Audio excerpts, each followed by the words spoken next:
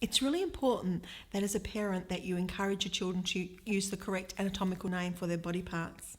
But rather than just focusing on body parts, when I'm working with children, I do it as a whole concept. So we look at public and private rooms and places, then body functions, behaviour, language, pictures, then clothing, and then we finally get onto body parts.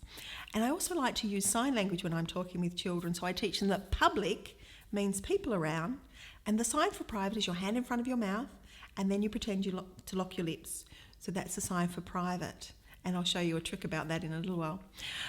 But rather than just, like I said, focusing on body parts, it takes away some of the giggling and things like that.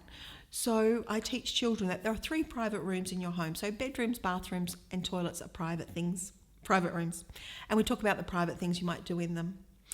I teach them that when mummy goes to the toilet and shuts the door, leave her alone. She's doing something private. She doesn't want to talk to you.